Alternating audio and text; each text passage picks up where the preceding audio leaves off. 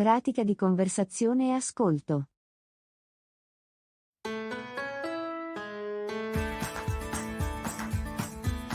Lezione 1. Visitare la tua casa. Ciao Anna, come stai? Stavo pensando di fermarmi a casa tua questo fine settimana. Andrebbe bene per lei? Ciao John, sto bene, grazie per avermelo chiesto. E, naturalmente, sei sempre il benvenuto a venire. Ottimo, grazie. Speravo di esplorare un po' la tua città mentre sono lì. Hai qualche consiglio sulle cose da fare?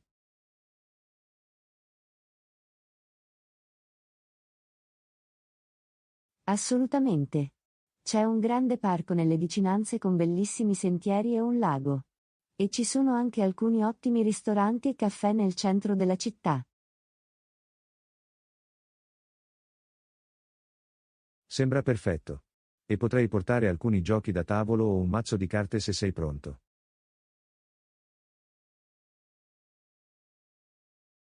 Sarebbe divertente. Ho anche alcuni giochi, quindi possiamo avere una serata di gioco. Fantastico.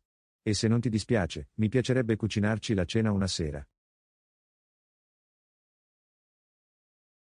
Sarebbe fantastico. Cosa pensavi di fare? Forse un po' di pasta con un sugo fatto in casa. E potrei anche portare del vino da abbinare.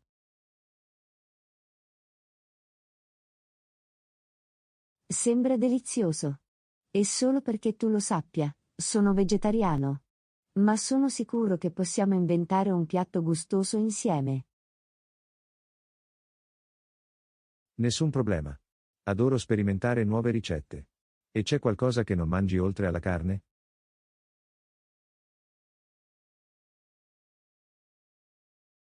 Non proprio, ma ho un po' di golosità. Quindi forse potremmo anche fare un dessert insieme. Certo, sembra una grande idea. E se sei pronto, potremmo anche fare un giro in bicicletta o un'escursione un giorno.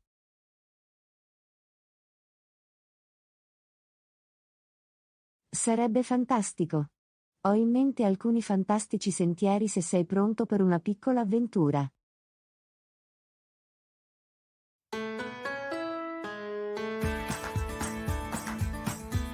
Lezione 2. Rinnovare la mia cucina. Ciao Anna, ho pensato di rinnovare la mia cucina. Hai qualche esperienza con questo genere di cose?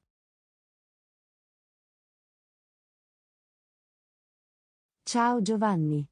In realtà, ho aiutato mia sorella a rinnovare la sua cucina l'anno scorso. Cosa pensi di fare? Beh, sto pensando di sostituire gli armadi e i controsoffitti e magari aggiungere qualche nuovo elettrodomestico. Sembra un grande progetto, ma sicuramente fattibile. Hai pensato al tuo budget? Sì, ho risparmiato un po' di soldi per questo, ma non sono sicuro di quanto costerà. Hai qualche cifra da ballpark? Dipende molto dai materiali che usi e dalle dimensioni della tua cucina. Ma direi che stai guardando ovunque da $10.000 a $30.000.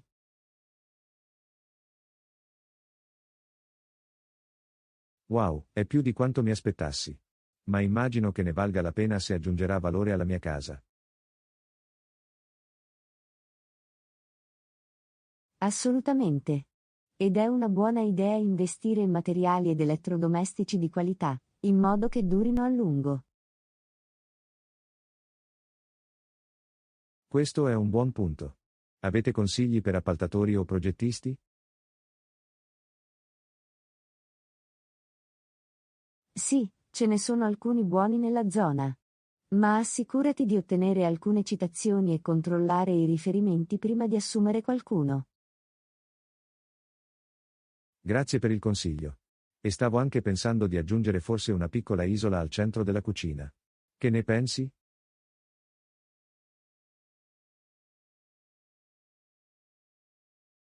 Potrebbe essere una grande idea. Aggiungerebbe un po' di spazio extra sul bancone e servirebbe anche come punto focale nella stanza. Assicurati di considerare il layout e il flusso della cucina quando pianifichi l'isola. Buon punto. E per quanto riguarda l'illuminazione? Hai qualche consiglio su come illuminare lo spazio?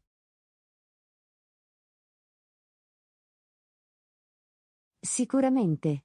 Ti consigliamo di assicurarti di avere un mix di illuminazione operativa, come luci sotto l'armadio e illuminazione ambientale, come una lampada a sospensione sopra l'isola. E assicurati di scegliere lampadine con una temperatura di colore calda e invitante.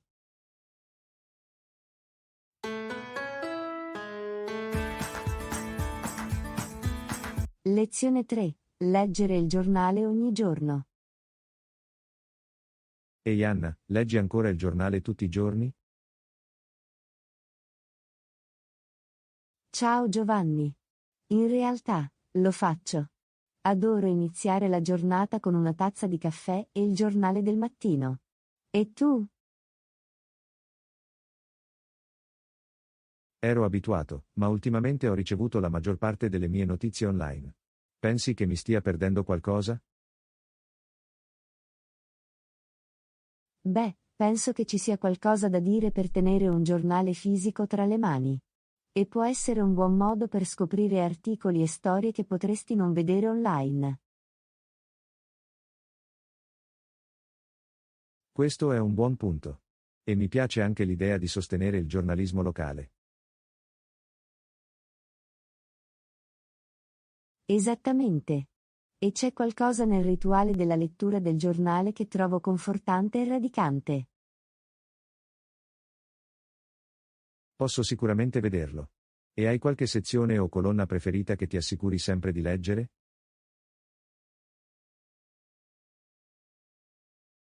Adoro leggere le pagine di opinione e le vignette editoriali, così come le notizie locali e le sezioni di approfondimento.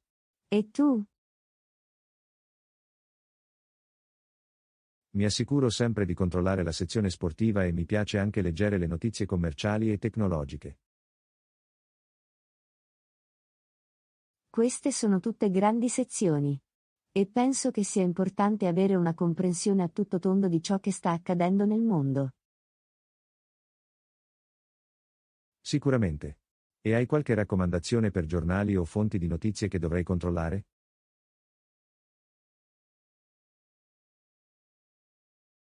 Beh, penso che sia importante leggere da una varietà di fonti per ottenere una prospettiva equilibrata.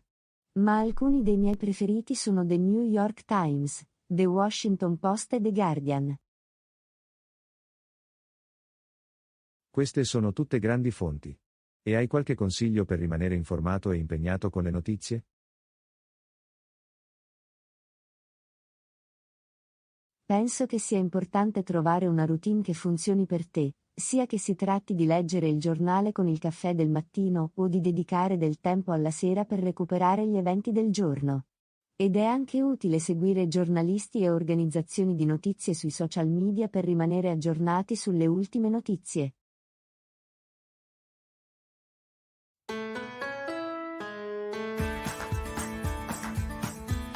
Lezione 4. Ho dimenticato di bere il mio caffè questa mattina. Ciao Anna, come va oggi? Ehi John, sto andando abbastanza bene. E tu? In realtà mi sento un po' spento. Ho dimenticato di bere il mio caffè questa mattina e mi sento piuttosto pigro.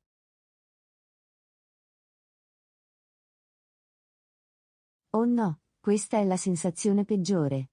Vuoi prendere una tazza di caffè ora? Sarebbe fantastico, in realtà. Hai qualche caffetteria preferita nelle vicinanze? Sì, c'è un ottimo posto a pochi isolati di distanza. Hanno lattes davvero buoni. Perfetto, sembra proprio quello di cui ho bisogno. E hai qualche consiglio per ricordarti di bere il caffè al mattino? Beh, ho sempre impostato la mia caffettiera per iniziare a preparare prima di svegliarmi, quindi l'odore del caffè mi fa alzare dal letto. E tengo anche un sacchetto di chicchi di caffè sul comodino come promemoria visivo. Sono entrambe grandi idee. Potrei doverlo provare. E pensi che sia brutto affidarsi al caffè per svegliarsi la mattina?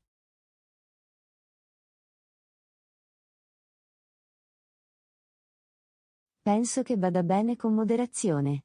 Il caffè può essere un buon modo per iniziare la giornata, ma è importante ascoltare il tuo corpo e non fare troppo affidamento su di esso. Ha senso. E a proposito di caffè, hai mai provato bevande o sapori di caffè insoliti?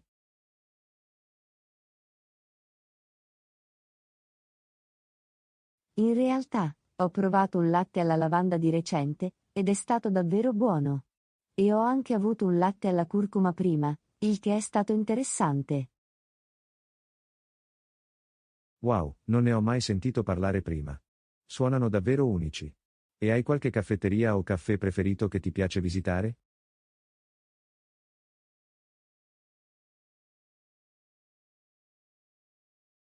C'è un'ottima panetteria nelle vicinanze che offre caffè e pasticcini fantastici.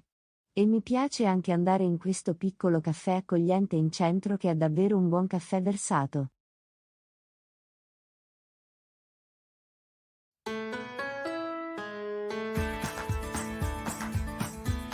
Lezione 5. Lavorare su un progetto con un programma molto serrato.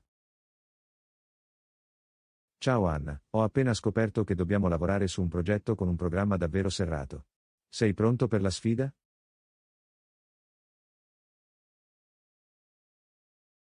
Ehi John, sono sempre pronta per una sfida. Qual è la timeline con cui stiamo lavorando? Dobbiamo completare il progetto in sole 2 settimane. Sarà dura, ma penso che possiamo farcela. Wow, è una scadenza ravvicinata. Ma sono d'accordo, possiamo sicuramente farlo se lavoriamo insieme e rimaniamo organizzati. Esattamente. E stavo pensando che forse potremmo dividere i compiti e lavorare su di essi separatamente per rendere le cose più efficienti.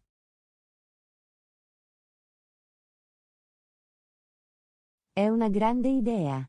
E dovremmo anche assicurarci di comunicare regolarmente e controllare l'un l'altro i nostri progressi. Sì, sicuramente. E hai qualche consiglio per rimanere concentrato e produttivo quando lavori sotto pressione?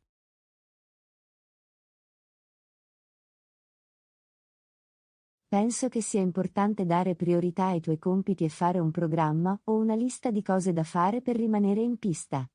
E anche fare delle pause e concedersi il tempo di ricaricarsi in modo da non bruciarsi. Questi sono ottimi consigli. E pensi che sia meglio lavorare su un progetto come questo in gruppo o individualmente? Penso che dipenda dal progetto e dalle persone coinvolte.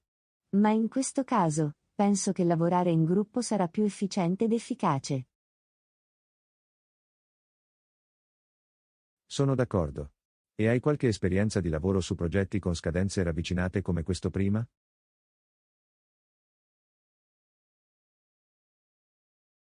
Sì. Ho lavorato su diversi progetti con scadenze ravvicinate in passato. Può essere stressante, ma è anche una grande opportunità per sfidare te stesso e crescere come professionista.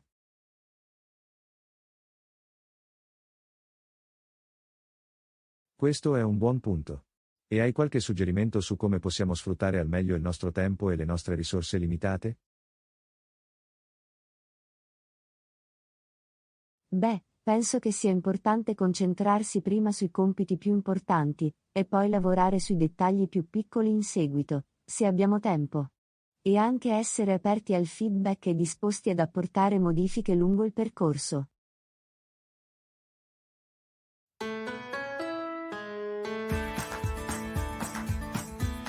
Lezione 6. L'esame impegnativo.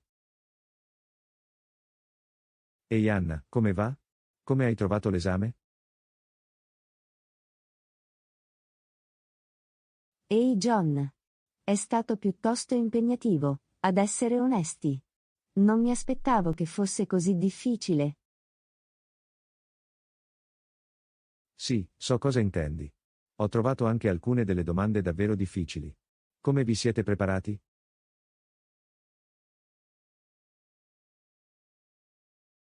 Ho studiato per settimane, ma non mi sentivo ancora completamente preparata. E tu? Lo stesso qui.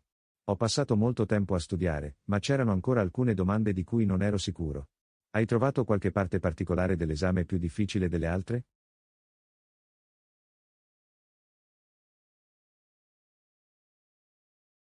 Ho lottato con la domanda del saggio. Era un po' vago e non ero abbastanza sicuro di cosa stesse cercando l'esaminatore. E tu? Sì, la domanda del saggio è stata difficile anche per me. Penso che sia perché ha richiesto un sacco di pensiero critico e analisi, cosa in cui non sono naturalmente bravo. È vero. Ma ehi, almeno abbiamo fatto del nostro meglio, giusto? Questo è tutto ciò che possiamo fare.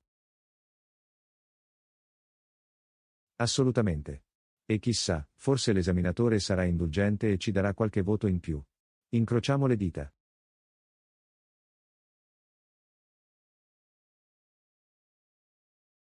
Oh, lo spero. Ma anche se non otteniamo i risultati che vogliamo, possiamo sempre imparare dai nostri errori e fare meglio la prossima volta.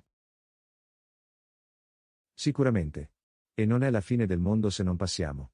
Possiamo sempre riprovare e continuare a migliorare fino a quando non ci riusciamo.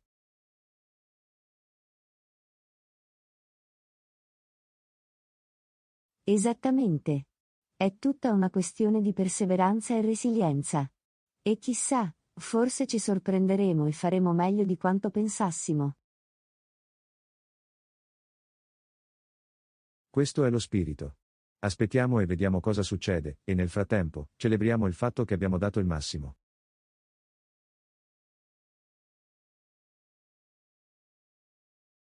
D'accordo. Andiamo a prendere un drink e distogliamo la mente dall'esame per un po'. Apostrofo.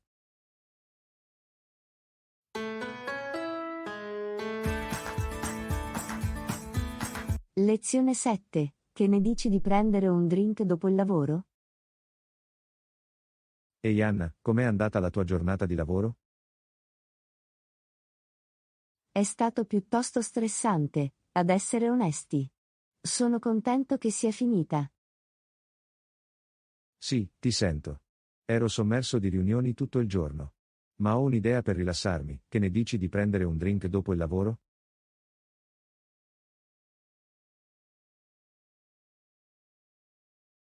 Sembra una grande idea. Dove pensavi di andare? C'è un nuovo bar che ha aperto in fondo alla strada. Ho sentito che hanno dei cocktail davvero buoni. Sembra perfetto. A che ora stavi pensando di andare? Stavo pensando alle 18 circa. In questo modo possiamo prendere gli speciali dell'happy hour. Mi sembra buono. Finirò il mio lavoro e ti incontrerò lì. Ottimo, ci vediamo lì. Oh, e a proposito, sentiti libero di invitare chiunque altro dall'ufficio che potrebbe voler unirsi a noi. Buona idea. Vedrò se qualcun altro è interessato. Fantastico. Penso che sarà un buon modo per rilassarsi e socializzare dopo una lunga giornata di lavoro. Sicuramente. Non vedo l'ora di farlo. È sempre bello avere una buona compagnia e un drink con cui rilassarsi. D'accordo. Inoltre, è un buon modo per conoscere meglio i nostri colleghi al di fuori dell'ufficio.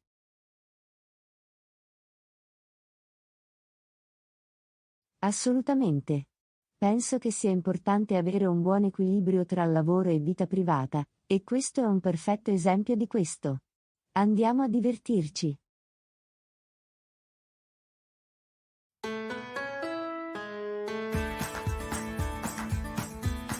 Lezione 8. Importanza dell'equilibrio tra lavoro e vita privata. Ehi Anna, ho notato che ultimamente hai lavorato molto a lungo. Come stai reggendo? Ad essere onesti, è stata piuttosto dura. Mi sento come se non avessi avuto molto tempo per nulla al di fuori del lavoro. So cosa intendi. È facile rimanere intrappolati nel lavoro e dimenticare l'importanza dell'equilibrio tra lavoro e vita privata. Sì, è come un ciclo senza fine. Ma ho cercato di fare uno sforzo cosciente per dare priorità alla mia vita personale un po' di più. È fantastico da sentire. Ho fatto la stessa cosa. Trovo che fare delle pause e fare le cose che mi piacciono al di fuori del lavoro mi aiuti davvero a ricaricarmi.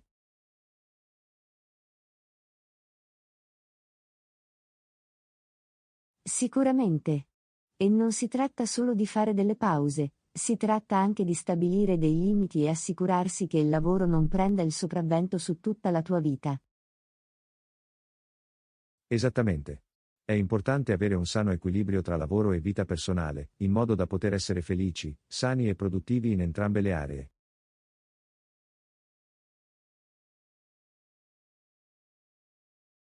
Assolutamente. E penso che sia importante che i datori di lavoro riconoscano anche l'importanza dell'equilibrio tra lavoro e vita privata e creino una cultura del lavoro che lo supporti. Non potrei essere più d'accordo. Un'azienda che valorizza l'equilibrio tra lavoro e vita privata ha maggiori probabilità di avere dipendenti felici e motivati, il che a sua volta porta a una migliore produttività e successo. È proprio vero. E come individui, spetta a noi dare priorità al nostro equilibrio tra lavoro e vita privata e comunicare le nostre esigenze ai nostri datori di lavoro, se necessario.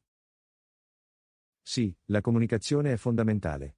Se non parliamo e facciamo sapere ai nostri datori di lavoro che abbiamo bisogno di un migliore equilibrio tra lavoro e vita privata, potrebbero non rendersi conto che è un problema. Esattamente. E non si tratta solo di avere più tempo libero, si tratta anche di avere un lavoro appagante e significativo, in modo che il lavoro non si senta come un peso da cui dobbiamo fuggire. Assolutamente. Si tratta di trovare un equilibrio che funzioni per noi e assicurarci che ci stiamo prendendo cura del nostro benessere fisico, mentale ed emotivo.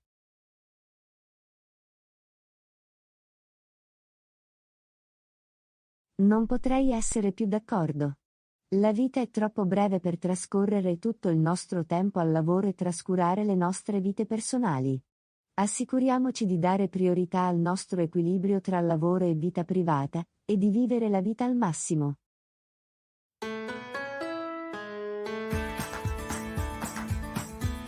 Lezione 9. Posso prendere in prestito il tuo telefono per un minuto? Ehi Anna, posso prendere in prestito il tuo telefono per un minuto? Il mio telefono è appena morto e ho bisogno di fare una chiamata importante. Certo, nessun problema. Ma devo avvertirti, anche la mia batteria è piuttosto scarica. Oh no, davvero? Cosa faremo se entrambi i nostri telefoni muoiono? Immagino che dovremo solo trovare un telefono pubblico o qualcosa del genere. È pazzesco quanto siamo dipendenti dai nostri telefoni cellulari in questi giorni. Lo so, vero? È come se non potessimo funzionare senza di loro. Ma è anche un po' liberatorio disconnettersi dalle notifiche e dalle distrazioni costanti.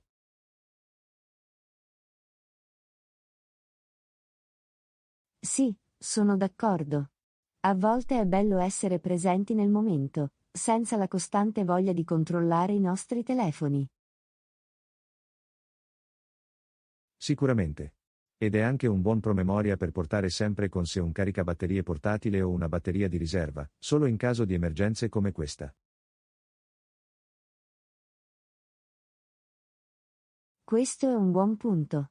Mi dimentico sempre di portare con me il mio caricabatterie portatile, ma dovrei davvero iniziare a prenderne l'abitudine. Lo stesso qui. È solo una di quelle cose a cui non pensiamo finché non ne abbiamo davvero bisogno. Ma credo che sia anche una buona opportunità per avere una conversazione faccia a faccia e interagire con le persone intorno a noi, invece di essere incollati ai nostri schermi tutto il tempo. Assolutamente. È facile dimenticare quanto sia importante l'interazione sociale nelle nostre vite e quanto possiamo imparare e guadagnare da essa.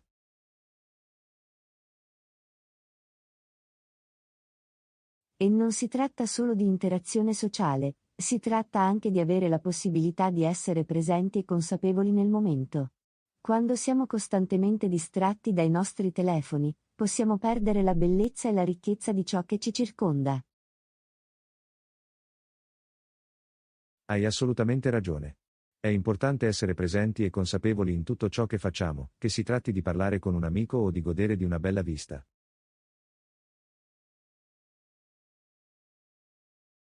E chissà, forse i nostri telefoni che muoiono è un segno che abbiamo bisogno di prenderci una pausa dalla tecnologia e riconnetterci con il mondo che ci circonda.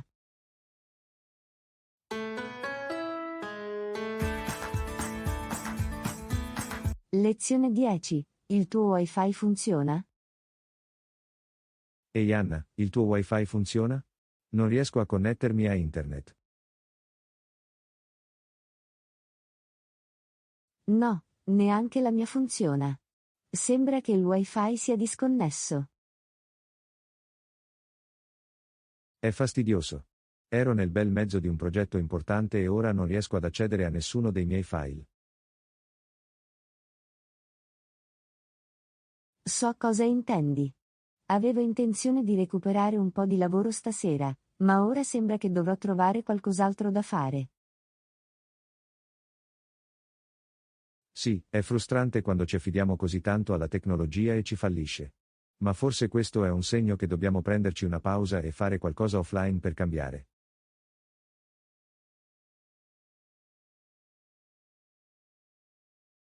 Questo è un buon punto. A volte siamo così presi dai nostri schermi che ci dimentichiamo delle altre cose che potremmo fare.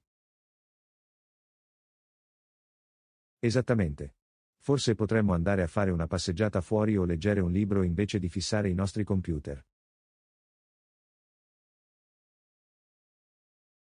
Sembra una grande idea. È importante fare delle pause e dare ai nostri occhi e al nostro cervello una pausa dal costante tempo sullo schermo. E chissà, forse troveremo nuove idee o soluzioni ai nostri problemi quando non saremo incollati ai nostri schermi.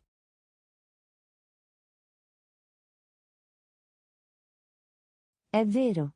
È incredibile quanto possiamo essere più creativi e produttivi quando non siamo distratti dalla tecnologia. Sì, penso che sia importante trovare un equilibrio tra tecnologia e attività offline, in modo da poter essere più presenti e consapevoli nelle nostre vite.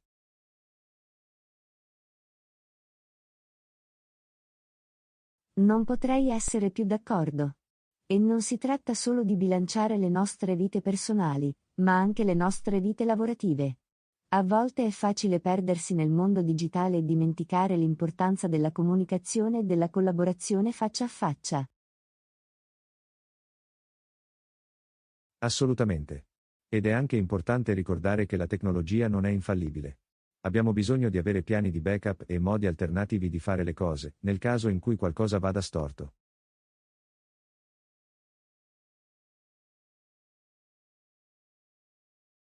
Questo è un buon punto.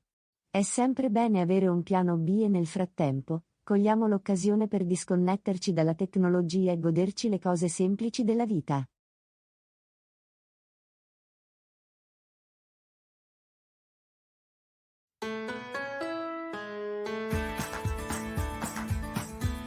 Lezione 11. Incontro faccia a faccia con i nostri clienti. Ciao Anna, ho appena ricevuto un'email da uno dei nostri clienti che richiede un incontro faccia a faccia. Che ne pensi? Penso che sia una grande idea. A volte è meglio incontrare i clienti di persona invece di comunicare semplicemente tramite email o telefono. Sì, sono d'accordo. È più facile costruire un rapporto e stabilire fiducia quando ci si incontra faccia a faccia.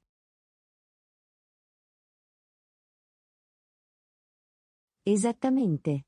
E ci consente anche di comprendere meglio le loro esigenze e aspettative e di fornire soluzioni più personalizzate.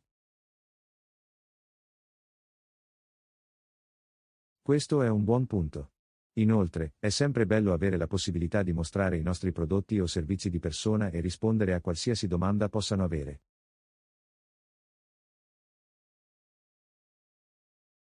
Sicuramente. E non si tratta solo di business, si tratta anche di costruire relazioni e dimostrare che ci preoccupiamo del loro successo. È proprio vero.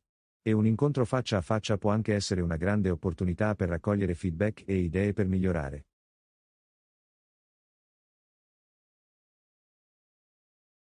Assolutamente. E non è solo per il bene dei nostri clienti, è anche per il nostro. Possiamo imparare molto dalle loro esperienze e intuizioni. Sì, ed è un ottimo modo per stare al passo con la concorrenza e continuare a migliorare i nostri prodotti e servizi. E non dimentichiamoci del tocco personale. Un incontro faccia a faccia dimostra che siamo disposti a fare il possibile e che apprezziamo il loro business. Esattamente. Si tratta di costruire fiducia e creare relazioni durature, e un incontro faccia a faccia è un ottimo modo per farlo.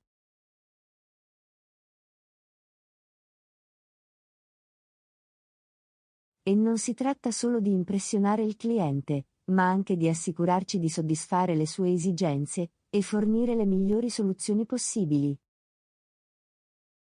Sì, e un incontro faccia a faccia ci consente di essere più proattivi e reattivi alle loro esigenze, invece di reagire semplicemente alle loro richieste. Assolutamente. Ed è anche una buona opportunità per fare rete e costruire connessioni con altri professionisti del settore.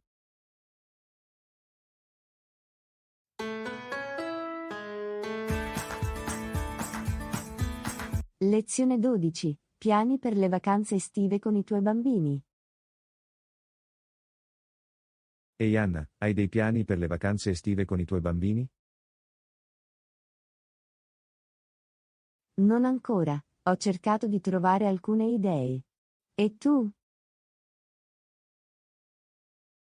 Stavo pensando di portarli in campeggio per qualche giorno.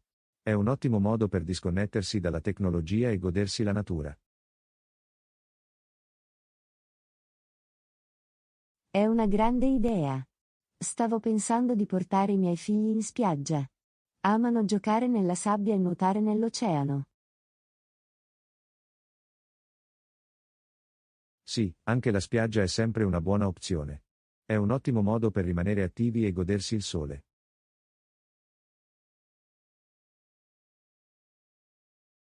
E di solito ci sono molte attività divertenti per i bambini in spiaggia, come il beach volley e la costruzione di castelli di sabbia.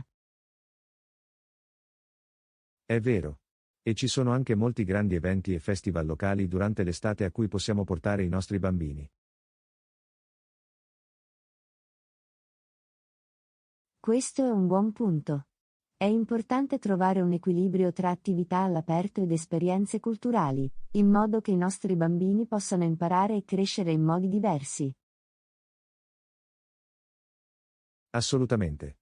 Ed è anche importante trovare attività adatte all'età e interessanti per loro, in modo che possano rimanere impegnati e motivati.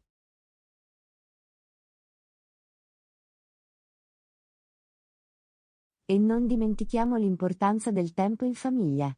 Le vacanze estive sono una grande opportunità per trascorrere del tempo di qualità con i nostri bambini e che creare ricordi duraturi. Sì, ed è anche un buon momento per insegnare loro importanti abilità di vita, come il lavoro di squadra, la comunicazione e la risoluzione dei problemi. Sicuramente. Ed è anche un buon momento per incoraggiarli a provare cose nuove e uscire dalle loro zone di comfort. Questo è un ottimo punto. Che si tratti di provare un nuovo sport o visitare un nuovo posto, le vacanze estive sono un ottimo momento per esplorare e scoprire cose nuove.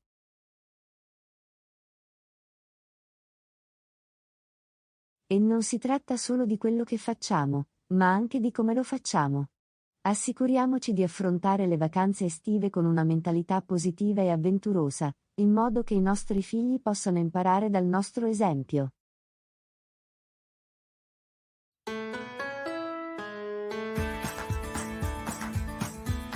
Lezione 13. Cosa faresti in caso di incendio?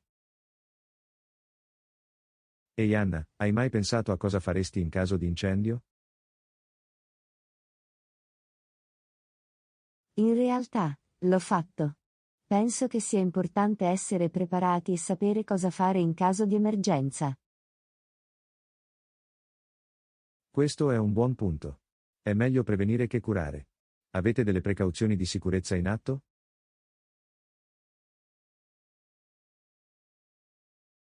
Sì, ho un estintore nella mia cucina e rilevatori di fumo in tutta la casa.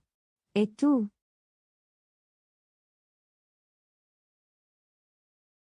Lo stesso qui.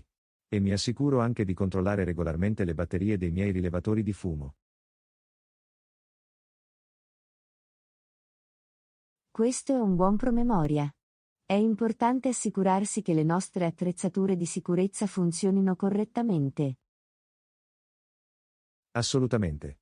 E in caso di incendio, è importante avere un piano di fuga e assicurarsi che tutti in casa sappiano cosa fare.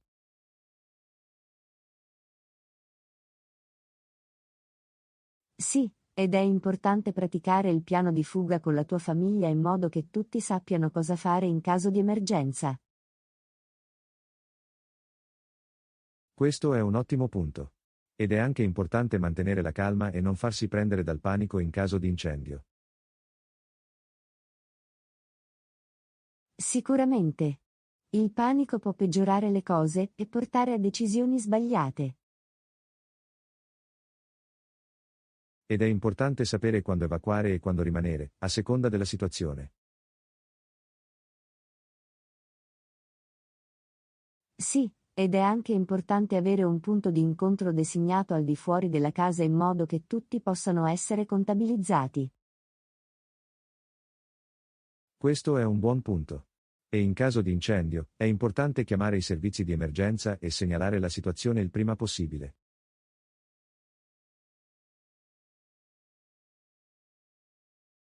Sì, è fondamentale. Ed è anche importante evitare di usare gli ascensori durante un incendio e utilizzare invece le scale per evacuare.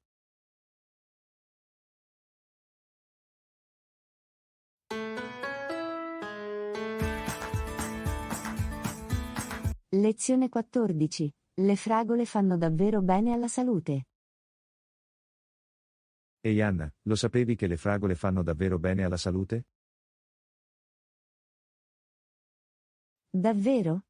Adoro le fragole, ma non sapevo che avessero benefici per la salute. Sì, sono ricchi di vitamina C, fibre e antiossidanti, che possono aiutare a rafforzare il sistema immunitario e ridurre l'infiammazione nel corpo.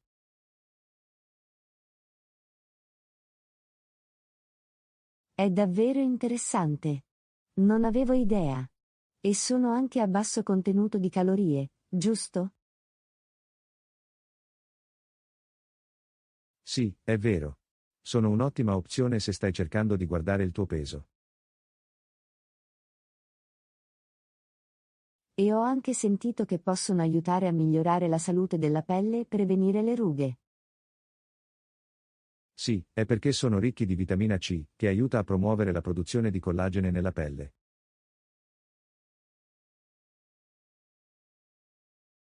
È impressionante. E per quanto riguarda il loro effetto sulla salute del cuore? Le fragole sono anche ricche di flavonoidi, che possono aiutare a ridurre il rischio di malattie cardiache migliorando il flusso sanguigno e riducendo l'infiammazione. Wow, non avevo idea che le fragole avessero così tanti benefici per la salute. E sono anche davvero deliziosi. Sì, lo sono. E sono anche versatili. Puoi mangiarli freschi, in frullati o anche in insalata.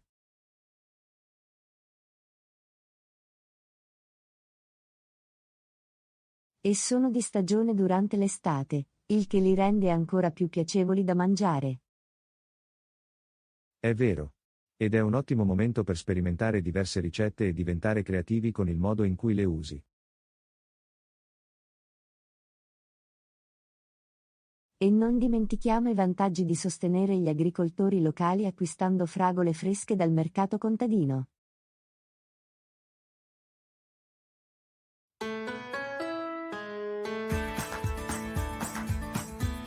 Lezione 15. Questa festa in spiaggia è incredibile. Ehi Anna, questa festa in spiaggia è fantastica. Cosa ti senti di fare? Lo so, è così divertente. Sono pronto a tutto. Cosa suggerisci? Che ne dici di iniziare con una partita di beach volley? È sempre un classico e un ottimo modo per coinvolgere tutti.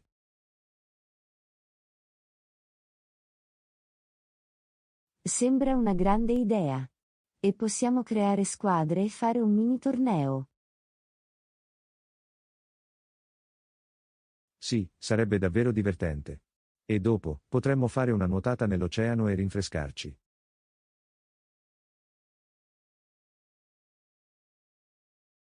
Sicuramente.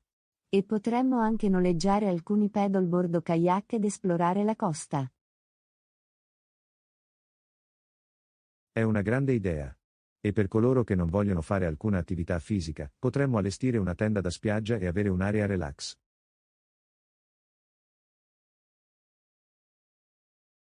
Sì, questo è un buon punto. E potremmo anche portare alcuni giochi da tavolo o giochi di carte da giocare mentre ci rilassiamo all'ombra.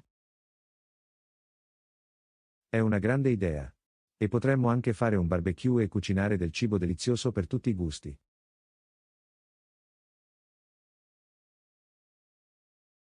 Sì, non dimentichiamoci del cibo. E potremmo anche avere alcune bevande rinfrescanti come limonata o frullati di frutta. E per coloro che si sentono avventurosi, potremmo noleggiare alcune tavole da surf e prendere alcune onde. È una grande idea. E potremmo anche fare un falò di notte e goderci alcuni s'mores e narrazione. Sì, un falò è sempre un ottimo modo per concludere una festa in spiaggia. E potremmo anche portare alcuni strumenti musicali e fare una jam session.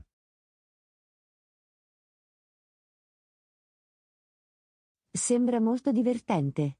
E potremmo anche guardare il tramonto e scattare delle belle foto.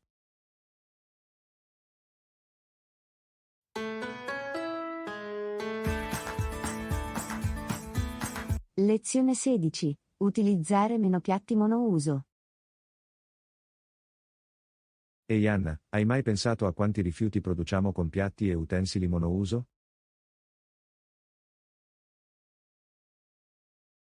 Sì, è un grosso problema. Quei piatti, cucchiai e forchette di plastica non sono solo uno spreco, ma anche dannosi per l'ambiente. Esattamente. Ecco perché ho cercato di usare meno piatti monouso e optare invece per quelli riutilizzabili.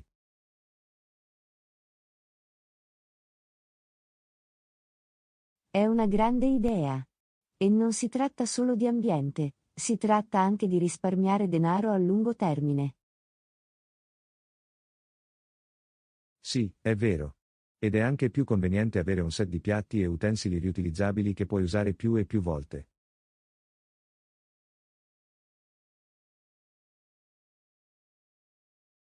Sicuramente. Ed è anche un buon modo per ridurre la nostra impronta di carbonio e contribuire a un futuro più sostenibile. E non si tratta solo di usare piatti riutilizzabili a casa, possiamo anche portare i nostri utensili e contenitori riutilizzabili quando usciamo a mangiare o a prendere da asporto. Sì, questo è un buon punto. E molti ristoranti e caffè ora offrono sconti o incentivi per portare i propri contenitori riutilizzabili. È vero. Ed è anche importante ricordare che il riciclaggio non è la soluzione al problema. È meglio ridurre i nostri rifiuti in primo luogo.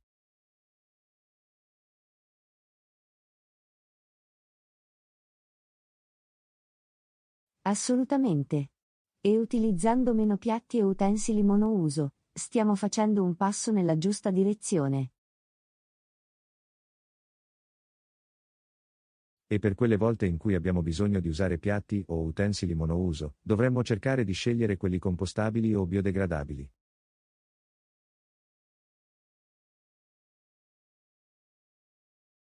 Sì, questo è un buon punto. E dovremmo anche cercare di acquistare prodotti realizzati con materiali sostenibili, come il bambù o la plastica riciclata. E non si tratta solo di utilizzare meno piatti e utensili monouso, possiamo anche risparmiare acqua lavando i nostri piatti in modo efficiente e usando una lavastoviglie quando possibile.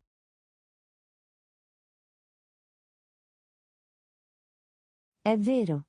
E possiamo anche compostare i nostri scarti alimentari per ridurre gli sprechi e creare un terreno ricco di sostanze nutritive per i nostri giardini.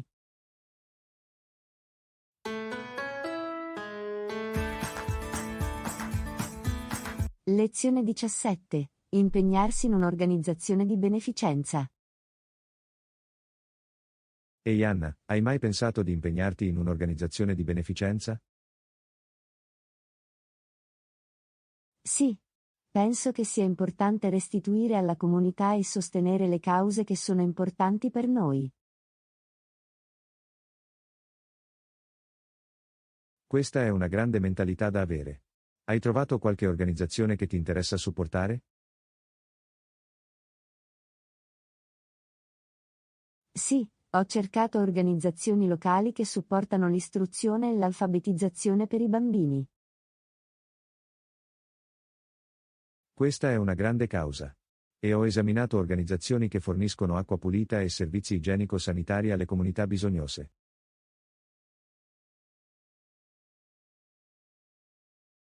Questo è un lavoro davvero importante. E penso che sia fantastico poter sostenere cause diverse e unirci per fare la differenza.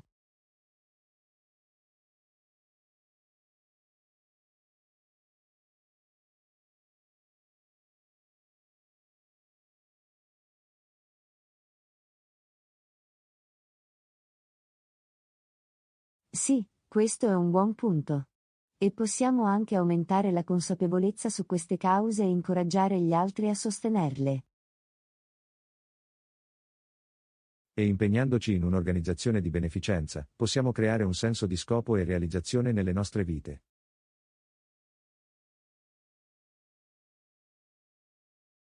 Sicuramente. Ed è un ottimo modo per entrare in contatto con persone che la pensano allo stesso modo e fare nuove amicizie. Ed è importante scegliere un'organizzazione che si allinei con i nostri valori e le nostre convinzioni, in modo da poterci sentire bene con l'impatto che stiamo facendo. Sì, è fondamentale. E dovremmo anche fare le nostre ricerche, e assicurarci che l'organizzazione sia rispettabile e trasparente su come utilizzano i fondi e le risorse che doniamo. Assolutamente. La trasparenza e la responsabilità sono fattori importanti da considerare quando si sceglie un'organizzazione di beneficenza da sostenere. E dovremmo anche pensare all'impegno a lungo termine che siamo disposti a prendere. È importante scegliere un'organizzazione che possiamo sostenere nel tempo, non solo una donazione una tantum.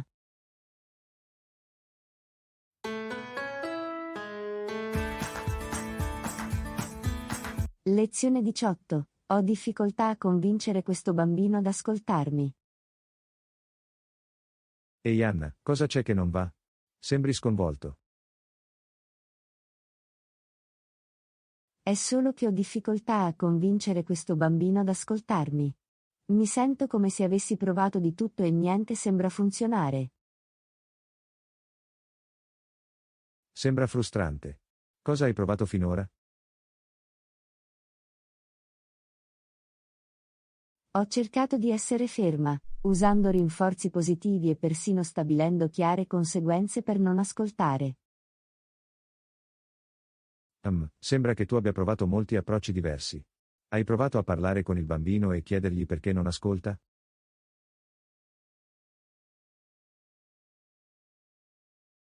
No, non ci ho pensato. Pensi che potrebbe funzionare? Vale la pena provare. Forse c'è qualcosa che sta accadendo nella loro vita che sta rendendo difficile per loro concentrarsi e ascoltare. Questo è un buon punto.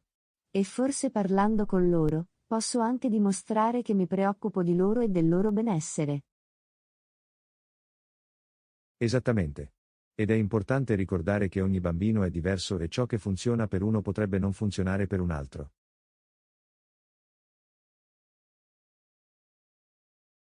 È vero. E non voglio rinunciare a questo ragazzo. Voglio trovare una soluzione che funzioni per entrambi. E a volte, è utile ottenere il contributo di altri adulti che lavorano con i bambini, come insegnanti o consulenti.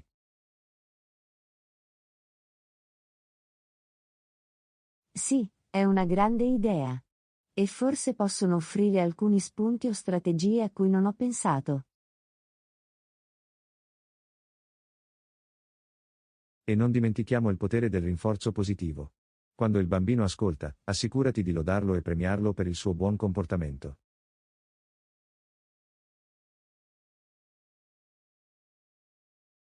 Sì, questo è un buon punto. E magari concentrandosi sul comportamento positivo, il bambino sarà più motivato ad ascoltare e seguire le indicazioni.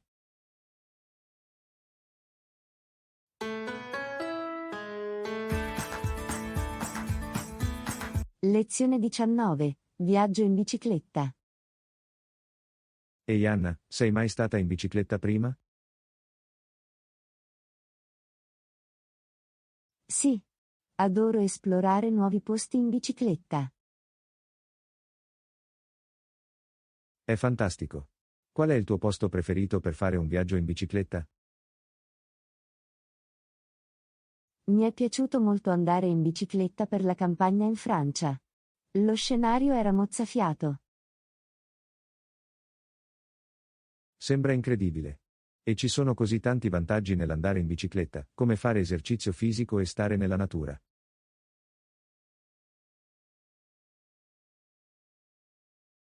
Sì, è vero.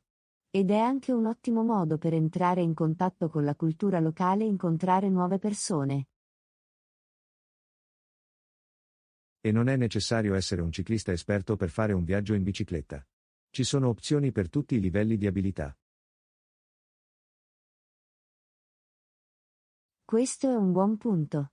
E puoi anche noleggiare una bicicletta o partecipare a una visita guidata se non hai la tua attrezzatura. E non dimentichiamo l'importanza della sicurezza quando si pedala. È importante indossare un casco e seguire le regole del traffico.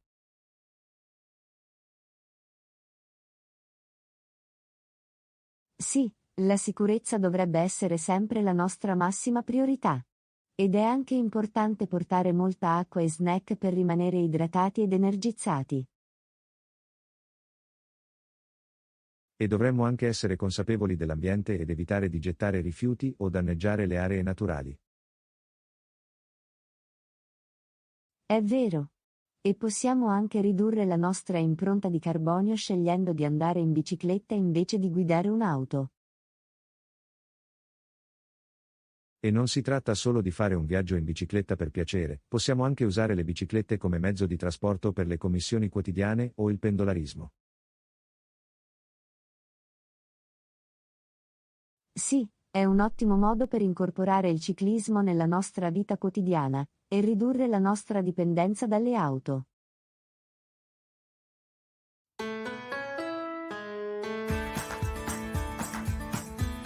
Lezione 20. Sei mai stato a Parigi? Ehi Anna, sei mai stata a Parigi? No, non l'ho fatto. Ma è sicuramente nella mia lista dei luoghi da visitare. È una città meravigliosa. Il cibo, l'architettura e l'arte sono tutti incredibili.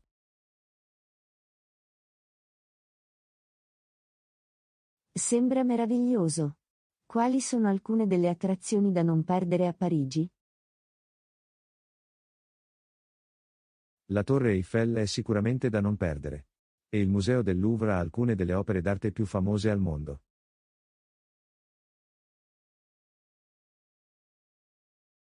Wow, sembra un'esperienza indimenticabile. E per quanto riguarda il cibo? Ho sentito che la cucina francese è incredibile. Sì, il cibo a Parigi è incredibile. Da croissant e baguette a lumache e coq au vin, ci sono così tante deliziose opzioni.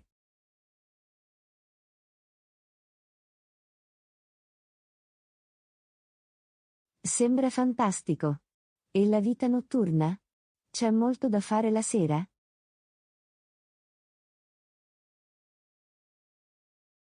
Assolutamente. Parigi ha una vivace vita notturna con molti bar, club e locali di musica tra cui scegliere.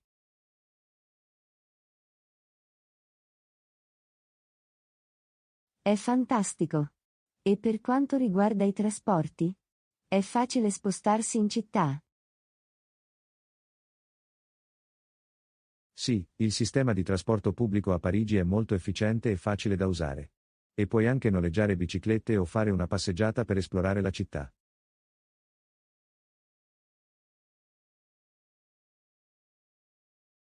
È bello saperlo.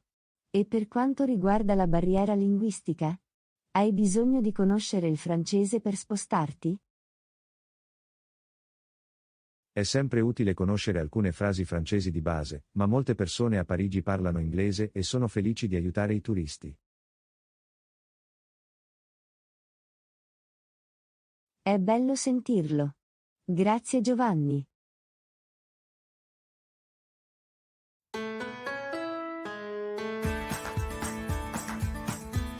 Lezione 21. Shopping per i vestiti invernali. Ehi Anna, hai già iniziato a pensare di acquistare vestiti invernali? Sì. Devo aggiornare il mio guardaroba per il clima più freddo. È una buona idea. Quali sono alcuni degli articoli che stai cercando di acquistare? Ho bisogno di un nuovo cappotto invernale, di maglioni caldi e di stivali. Questi sono tutti elementi essenziali per l'inverno. E hai pensato a dove vuoi fare acquisti? Non ancora. Hai qualche raccomandazione? Beh, ci sono molte opzioni, dai grandi magazzini ai rivenditori online. Ed è sempre bene controllare le boutique locali per trovare reperti unici.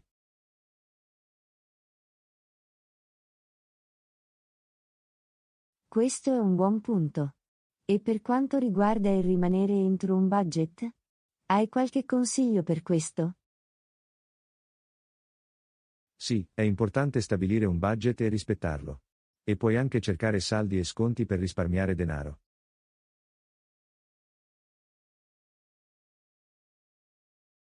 È una buona idea. E la sostenibilità? Pensi che sia importante considerare quando acquisti vestiti?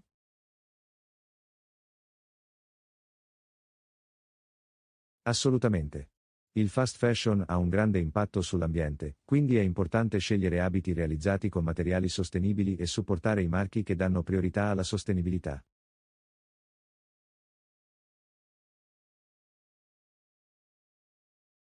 Sono d'accordo.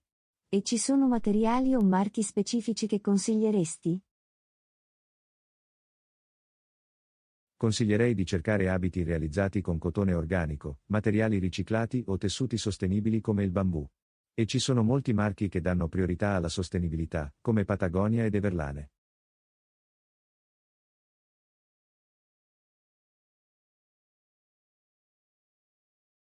È bello saperlo. Grazie John.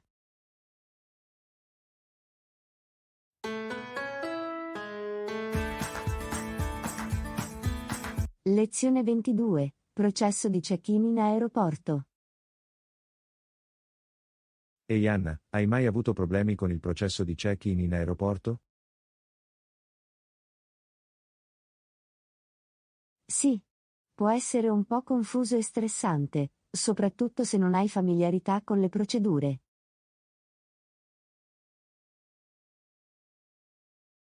È vero. Ma ci sono alcune cose che puoi fare per rendere il processo più fluido. Hai provato a effettuare il check-in online prima di arrivare in aeroporto?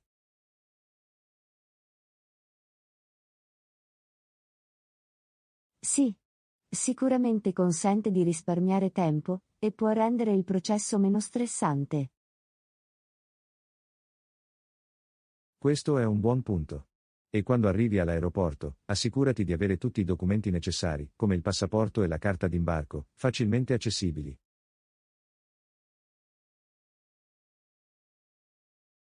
È vero. E per quanto riguarda i bagagli? Hai qualche consiglio per questo? Sì, assicurati di controllare le restrizioni di peso e dimensioni per i tuoi bagagli prima di arrivare in aeroporto. E se stai portando un bagaglio a mano, assicurati che soddisfi le linee guida della compagnia aerea.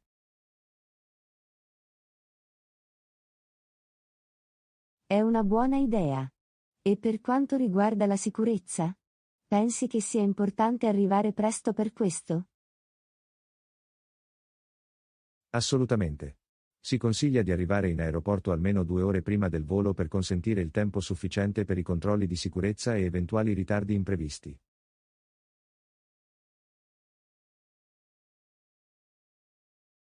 Questo è un buon punto. E per quanto riguarda i liquidi e l'elettronica? Hai qualche consiglio per imballarli? Sì, assicurati di imballare liquidi o gel in un sacchetto di plastica trasparente e di seguire le restrizioni sulle dimensioni. E per i dispositivi elettronici, assicurati che siano facilmente accessibili e rimovibili dalla borsa durante i controlli di sicurezza.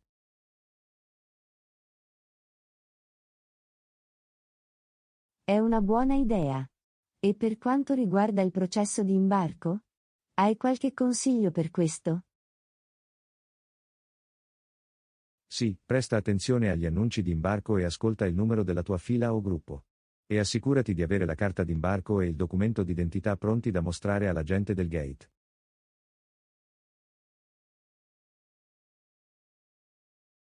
È vero. Grazie per il tuo consiglio.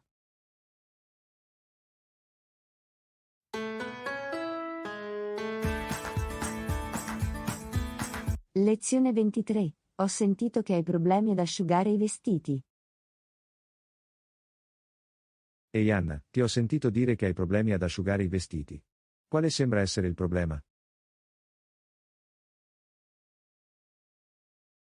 Sì, sembra che i miei vestiti stiano impiegando un'eternità ad asciugarsi, e non so cosa fare al riguardo.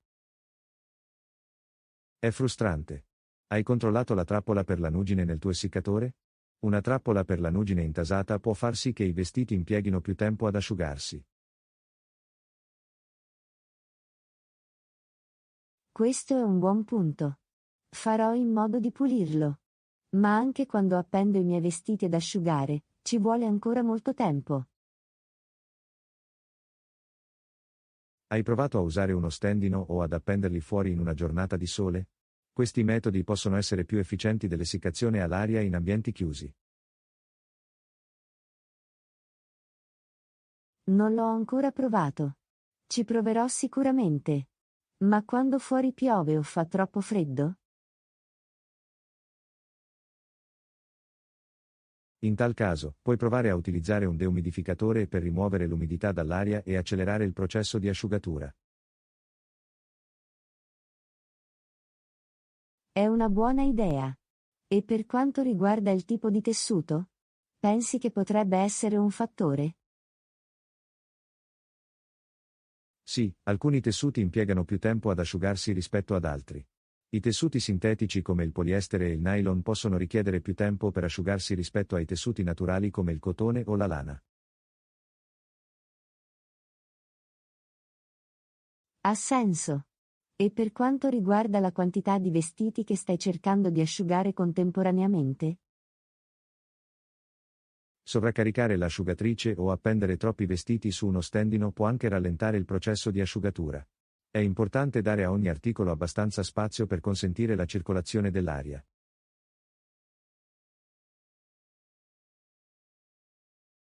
Questo è un buon punto. Farò in modo di non sovraccaricare l'asciugatrice o lo stendino.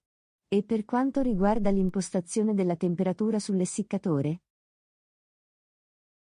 Alcuni tessuti richiedono un'impostazione di temperatura più bassa per evitare restringimenti o danni. Assicurati di controllare l'etichetta di manutenzione sui tuoi vestiti e regola l'impostazione della temperatura di conseguenza. Questo è un buon promemoria. Grazie John.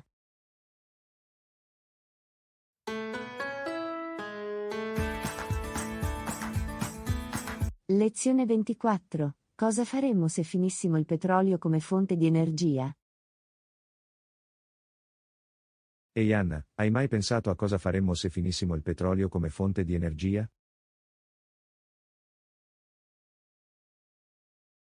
Sì, è sicuramente qualcosa a cui dovremmo pensare. Cosa pensi che potremmo usare come alternativa? Beh, ci sono molte fonti di energia rinnovabile, come l'energia solare, eolica e idroelettrica, che potrebbero essere utilizzate per sostituire il petrolio. È vero. E l'energia nucleare? Pensi che potrebbe essere un'opzione praticabile? L'energia nucleare ha i suoi pro e contro, ma potrebbe essere un'opzione praticabile se possiamo affrontare i problemi di sicurezza e smaltimento dei rifiuti. Questo è un buon punto. E i biocarburanti? Pensi che potrebbero essere una buona alternativa al petrolio? I biocarburanti, come l'etanolo e il biodiesel, possono essere una buona alternativa al petrolio perché sono fatti da risorse rinnovabili. Ma dobbiamo assicurarci che la produzione di biocarburanti non competa con la produzione alimentare o causi la deforestazione.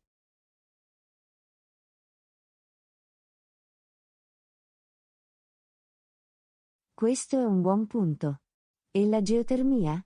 Pensi che potrebbe essere un'opzione praticabile?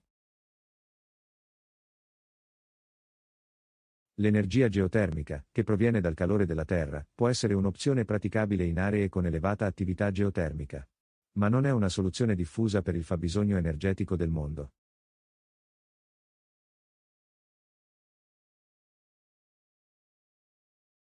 È vero. E per quanto riguarda l'energia delle maree? Pensi che potrebbe essere una potenziale fonte di energia? Sì, l'energia delle maree, che proviene dal movimento delle maree, potrebbe essere una potenziale fonte di energia nelle zone costiere. Ma è ancora una tecnologia in via di sviluppo e ha alcune limitazioni.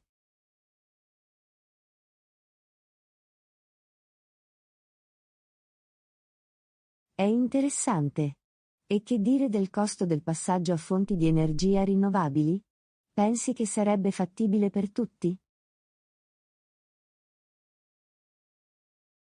È vero che potrebbero esserci alcuni costi iniziali associati al passaggio a fonti di energia rinnovabili. Ma a lungo termine, potrebbe essere più conveniente e sostenibile che fare affidamento su risorse limitate come il petrolio.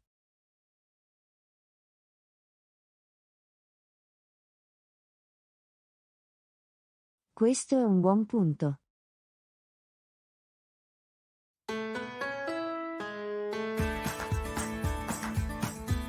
Lezione 25. Ho perso il portafoglio mentre ero fuori a fare shopping. Ehi Anna, cosa c'è che non va? Sembri sconvolto. Penso di aver perso il portafoglio mentre ero fuori a fare shopping. Non riesco a trovarlo da nessuna parte. Oh no, è terribile. Sei tornato sui tuoi passi e controllato con i negozi che hai visitato?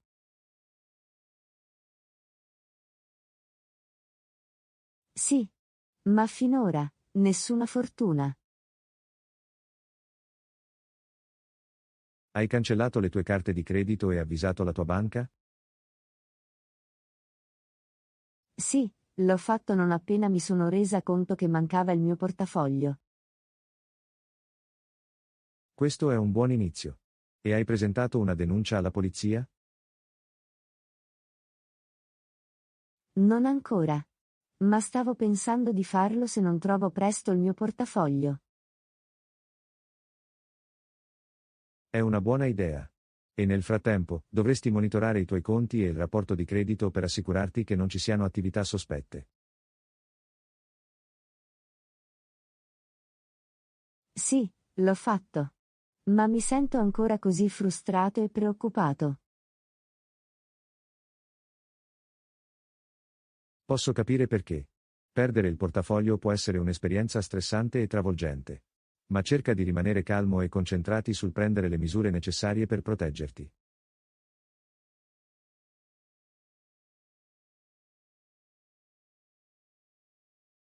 È vero.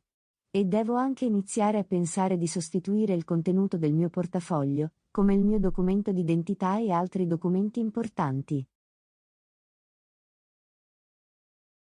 Questo è un buon punto. Ed è anche una buona occasione per rivalutare ciò che è realmente necessario portare nel portafoglio e ciò che si può lasciare a casa.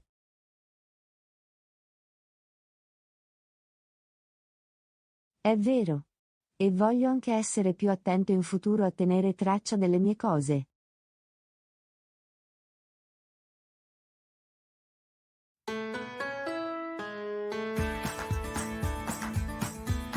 Lezione 26. Quale fermata dell'autobus dobbiamo scendere?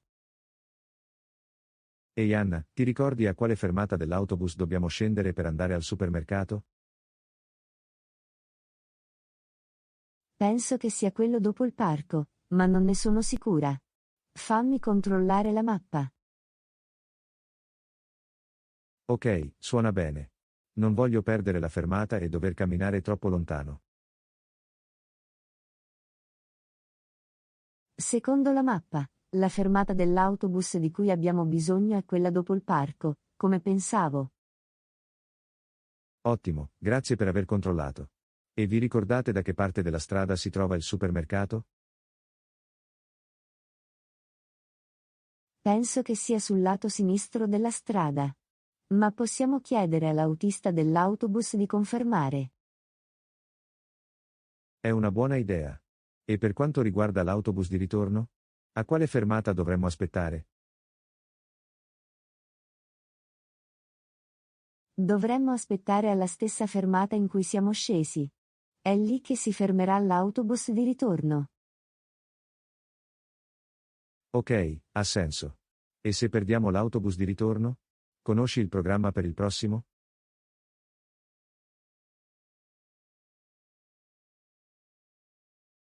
Sì, ho il programma sul mio telefono. Il prossimo autobus dovrebbe essere in circa 20 minuti. È bene saperlo. E per quanto riguarda la frequenza degli autobus? Vengono ogni 20 minuti o giù di lì?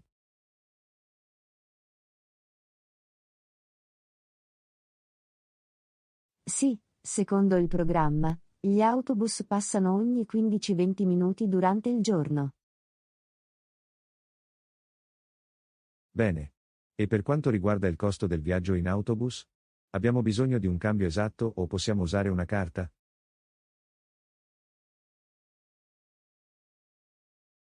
Possiamo usare una carta per pagare il viaggio in autobus. Ma se non abbiamo una carta, possiamo anche usare contanti. La tariffa è di 2,50 $ per corsa.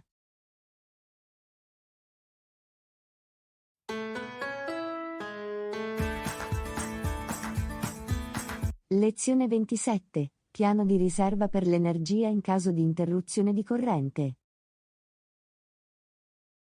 Ehi Anna, con il tifone in arrivo, hai pensato a cosa dovremmo fare per un piano di riserva per l'energia in caso di interruzione di corrente?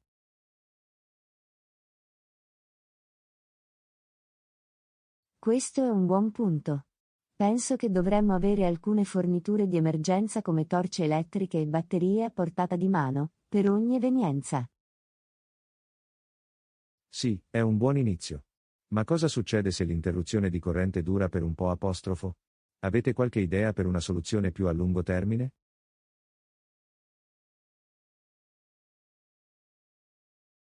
Beh, potremmo prendere in considerazione l'idea di procurarci un generatore. In questo modo, possiamo ancora avere energia per elementi essenziali come il frigorifero e il congelatore. È una buona idea. E l'energia solare? Pensi che potrebbe essere un'opzione praticabile?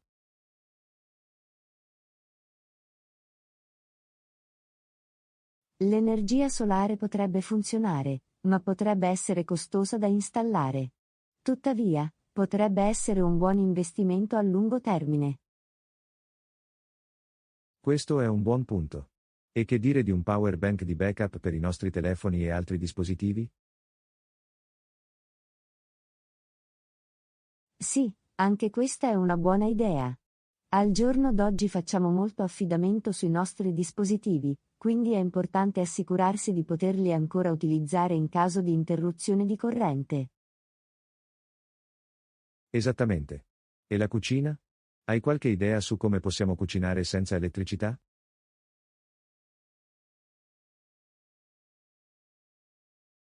Potremmo usare una stufa a gas o una stufa da campeggio. Oppure potremmo anche considerare di cucinare con carbone o legna se abbiamo accesso a tali risorse.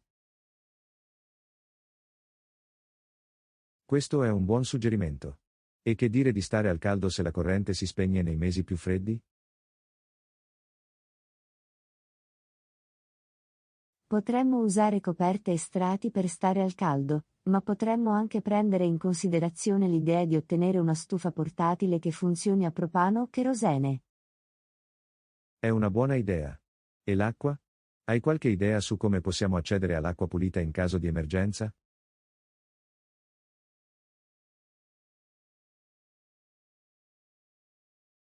Dovremmo assicurarci di fare scorta di acqua in bottiglia, ma potremmo anche prendere in considerazione l'idea di ottenere un sistema di filtrazione dell'acqua o un serbatoio di stoccaggio dell'acqua.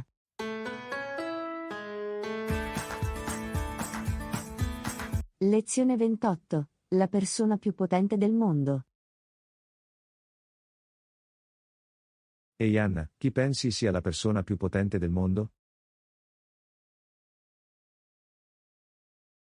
Questa è una buona domanda. Penso che sia difficile determinare chi sia la persona più potente, poiché ci sono molti individui che detengono un'influenza e un'autorità significative. È vero. Ma se dovessi scegliere qualcuno, chi sarebbe? Non lo so, forse il presidente degli Stati Uniti o il leader della Cina? Queste sono sicuramente posizioni di potere, ma che dire delle persone che detengono un significativo potere economico, come gli amministratori delegati delle grandi aziende? È vero. E non dimentichiamoci di figure influenti in settori come i media e la tecnologia, che hanno il potere di plasmare l'opinione pubblica e la cultura. Sì, questo è un buon punto. E che dire del Papa, che detiene una significativa influenza e autorità religiosa?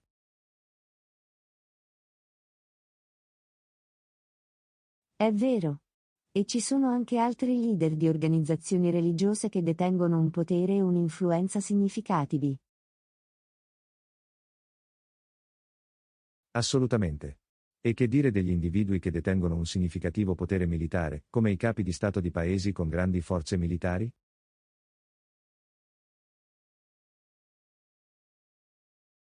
Sì, il potere militare è sicuramente un fattore significativo nel determinare chi è la persona più potente del mondo. E che dire degli individui che detengono un significativo potere sociale e culturale, come celebrità e influencer? È vero. E non dimentichiamoci del potere della gente comune, che ha il potere di effettuare il cambiamento attraverso l'azione collettiva e la difesa. Sì, gli individui e i movimenti di base possono sicuramente avere un impatto significativo. E penso che sia importante ricordare che il potere può assumere molte forme ed essere detenuto da molte persone diverse.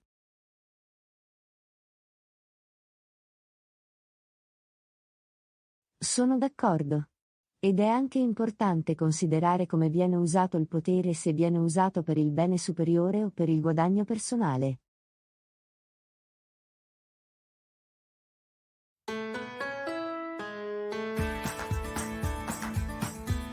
Lezione 29. Il ruolo del governo nel sostenere coloro che vivono in povertà. Ehi Anna, cosa pensi del ruolo del governo nel sostenere coloro che vivono in povertà? Penso che sia importante che il governo fornisca supporto a chi ne ha bisogno, specialmente quando si tratta di beni di prima necessità come cibo, riparo e assistenza sanitaria. Questo è un buon punto. E cosa pensi dei programmi governativi come il welfare e i buoni pasto? Penso che questi programmi possano essere efficaci nel fornire sollievo temporaneo a chi ne ha bisogno, ma dovrebbero anche essere accompagnati da sforzi per affrontare le cause profonde della povertà. Sì, affrontare problemi sistemici come la disuguaglianza e la mancanza di accesso all'istruzione e alle opportunità di lavoro è fondamentale per creare soluzioni a lungo termine.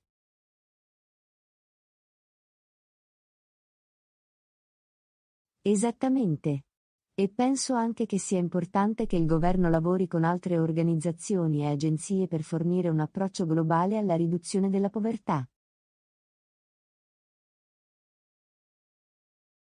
Sì, la collaborazione tra il governo, le organizzazioni non profit e il settore privato può essere una potente forza per il cambiamento. E che dire degli aiuti internazionali e del sostegno alla riduzione della povertà in altri paesi?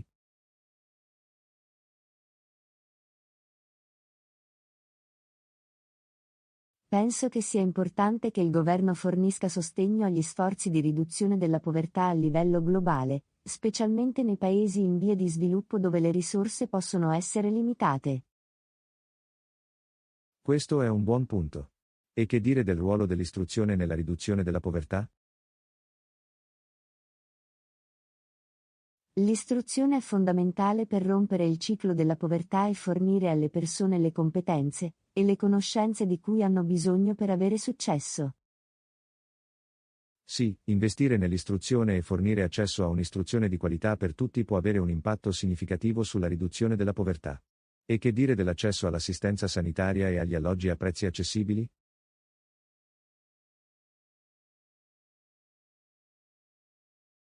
Anche l'accesso all'assistenza sanitaria e ad alloggi a prezzi accessibili sono fattori importanti per ridurre la povertà, in quanto possono aiutare le persone a mantenere la loro salute e stabilità mentre lavorano per migliorare la loro situazione economica. Sì, ed è importante che il governo garantisca che questi bisogni di base siano soddisfatti per tutti i membri della società, indipendentemente dal reddito o dallo status sociale.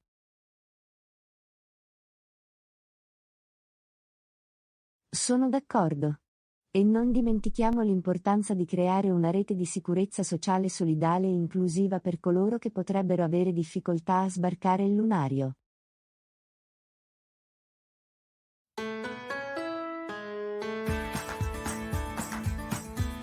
Lezione 30. Hai acquistato tutta l'attrezzatura di cui abbiamo bisogno per il nostro viaggio in campeggio? Ehi Anna, hai comprato tutta l'attrezzatura di cui abbiamo bisogno per il nostro viaggio in campeggio questo fine settimana? Non ancora, ho ancora bisogno di alcune cose. E tu? Lo stesso qui. Penso che abbiamo bisogno di una tenda, sacchi a pelo, una stufa portatile e alcuni utensili da cucina. Sì, e abbiamo anche bisogno di alcune torce elettriche, un kit di pronto soccorso e forse un repellente per insetti. È una buona idea. E che dire di un dispositivo di raffreddamento per conservare cibo e bevande? Sì, abbiamo sicuramente bisogno di un dispositivo di raffreddamento. E dovremmo anche portare alcune bottiglie d'acqua e un sistema di filtrazione dell'acqua. Questo è un buon punto. E che dire delle sedie da campeggio o di un tavolo portatile? Dovremmo portare almeno un paio di sedie da campeggio, e anche un tavolino sarebbe bello. Suona bene. E che dire di vestiti e attrezzature calde nel caso in cui il tempo diventi freddo? Sì, dovremmo portare alcuni strati extra e attrezzatura calda, per ogni evenienza. Ed è sempre meglio essere troppo preparati che sottopreparati. Sicuramente. E che dire dell'attrezzatura da trekking, come scarpe robuste e uno zaino? Sì, dovremmo portare anche la nostra attrezzatura da trekking. E dovremmo anche portare una mappa e una bussola nel caso in cui ci perdiamo. È una buona idea. E per quanto riguarda l'intrattenimento? Dobbiamo portare qualcosa per i tempi di inattività?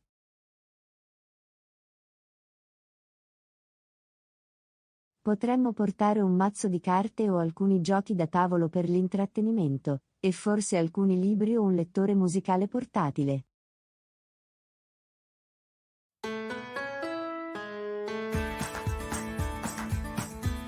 Grazie per aver guardato. Iscriviti al nostro canale. Incontriamoci presto nel nostro prossimo video.